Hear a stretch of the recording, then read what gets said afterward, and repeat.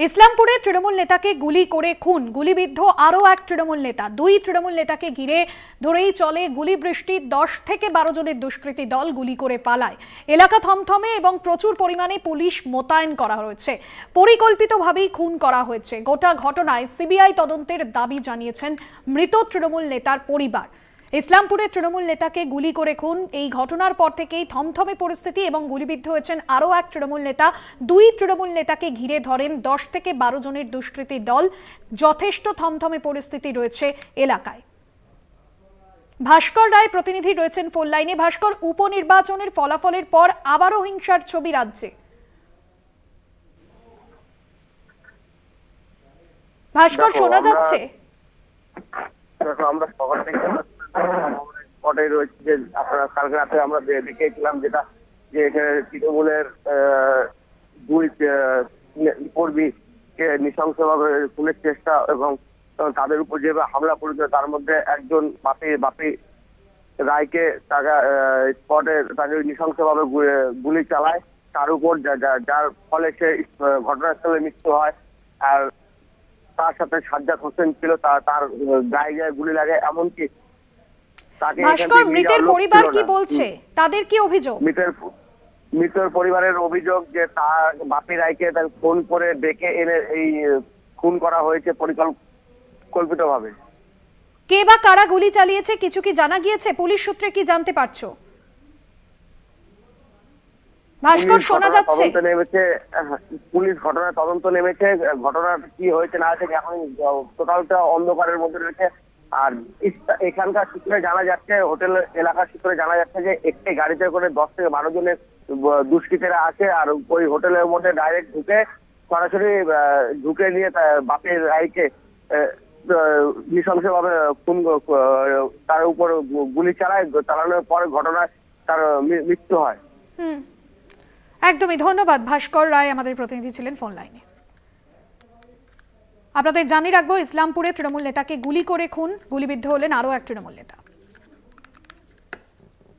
হঠাৎ করে 10 থেকে 15 জন ডাইরেক্ট সবার কাছে অস্ত্র ছিল, সবার কাছে বন্দুক ছিল, বন্দুক এসে ডাইরেক্ট আমাদের উপরে অ্যাটাক করে। আমি আমার পঞ্চায়েত বডি নিয়ে ওখানে টেন্ডারের বিষয় নিয়ে আমি ওখানে বসেছিলাম, গুপ্তা হোটেলে বসে টেন্ডারটা মিলাচ্ছিলাম। তারা গুলি করলো কি জানা গেল? ফেস দেখা গেছে, কাউকে চিনতে পারিনি। কি কারণ হতে পারে সেটা কারণ জানি না আমি। তোমার কি গুলি যাচ্ছে? হ্যাঁ। আপনাদের শোনালাম আক্রান্ত তৃণমূল নেতা অর্থাৎ গুলিবিদ্ধ তৃণমূল নেতা তিনি কি বলেছেন, এবং তৃণমূল কর্মীকে যে গুলি করে খুনের ঘটনা সিবিআই তদন্তের দাবি জানিয়েছেন মৃত ওই তৃণমূল নেতার পরিবার। এবং এই ঘটনার পর থমথমে গোটা ইসলামপুর। উপনির্বাচনের ফলাফলের পর আবারও রাজ্যে হিংসার ছবি। ইসলামপুরে গুলিবিদ্ধ হলেন এক তৃণমূল নেতা এবং অন্য আরও এক তৃণমূল নেতাকে গুলি করে খুন করল দুষ্কৃতীরা, এবং থমথমে পরিস্থিতি এলাকায়।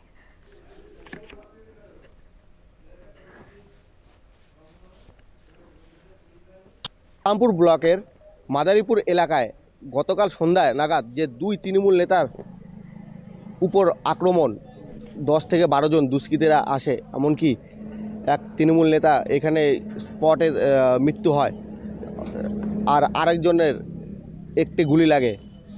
এইখানে সূত্রে জানা যাচ্ছে যে এই যে জাতীয় সড়ক 31 নম্বর জাতীয় সড়ক, যেটা এদিক থেকে শিলিগুড়ির থেকে এসে এদিকে রায়গঞ্জ চলে যাচ্ছে, এই জাতীয় সড়ক ধরে এসে এই দিক থেকে একটা গাড়ি আসে।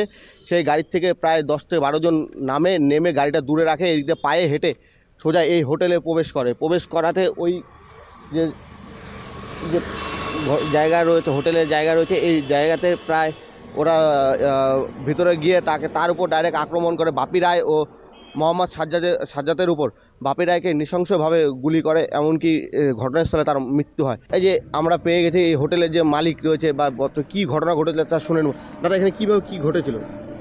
আমি তো ছিলাম না দাদা প্রত্যক্ষ। হ্যাঁ, আমার দাদা আমাকে ফোন করছিল যে হোটেলে গুলাগুলি হয়েছে, তারপরে আসতে বললো আমাকে। তো আমি আসলাম, তো এসে দেখি এখানে 50-60টা পুলিশ আর 150 লোকাল পাবলিকের গ্যাদারিং ছিল। তো আমি আমার মতন এসে আমার দোকানটাকে কিভাবে সেভ করা যায় আমি ওই চান্সে আমার ছিলাম। তো যা শুনলাম আর কি, গুলাগুলি হয়েছে, একজন আহত হয়েছে, একজন মারা গেছে, এটাই শুনলাম। আমি শুনলাম যে ওই মানে পেছন দিকটায় ওনারা বসে খাচ্ছিল, তো সেইখানটায় আচমকা কিছু দুষ্কৃতী এসে গুলি চালাইছে, আমি এটাই শুনলাম। তারা কোন দিক থেকে এসেছিল? এটা তো দাদা আমি বলতে পারবো এখানে না। একটা গাড়ি দেখা যাচ্ছে, এটা কার গাড়ি? এই গাড়িটা রাত্রের থেকে তো এখানেই পড়ে আছে, তো শুনলাম যে যিনি মারা গেছেন তারই গাড়ি। আপনাদের এই হোটেলে কতটা আতঙ্কের মধ্যে রয়েছে? প্রচুর আতঙ্কে আছি দাদা, আমাদের ঘুম মানে লাগছে না ঠিক মতন, রাতভর টেনশনে ছিলাম। 23 বছর ধরে এখানে আমরা ব্যবসা করছি, এরকম পরিবেশ দেখিনি। ঘটনাটা কোন জায়গাটায় ঘটেছিল? এই তো ওই যে বাগানটা পুলিশ সিল করে রেখেছে দড়ি দিয়ে, ওই দিকটাই হয়েছে। তো আমি কোনোদিন এরকম দেখিনি, খুব আতঙ্কে আছি, মানে কি হলো না হলো ভয় লাগছে, ভবিষ্যতে তো এখানে থাকতে লাগবে, ভয় লাগছে। এখানে তো সিসিটিভি আছে লাগানো আছে। পুলিশ নিয়ে গেছে। এই যে সেই জায়গা যে জায়গাটা ঘিরে দেওয়া আছে, এখান থেকে যাওয়া যাবে না, যে পুলিশ লাল সতর্ক করে দিয়েছে যাতে ওই পারে কাউকে যেতে দেওয়া যাবে না, কাউকে ঘিরে দিয়েছে যাতে কি ঘটনা ঘটেছিল তার তদন্তের মাধ্যমে উঠে আসে পুলিশের সাপেক্ষে এসে। আর এখানকার যে সিসিটিভি ফুটেজে কালেক্ট করা যে ডিভিআরটা, তা পুলিশ নিজেদের হেফাজতে নিয়েছে, যে ওই মাধ্যমে কি উঠে আসছে, কারা ছিল বা কী বৃত্তান্ত হয়েছিল, কী ঘটনা ঘটেছিল ভেতরে, তা তদন্তের সাপেক্ষে। উত্তর দিনাজপুর থেকে ভাস্কর রায়, কলকাতা টিভি।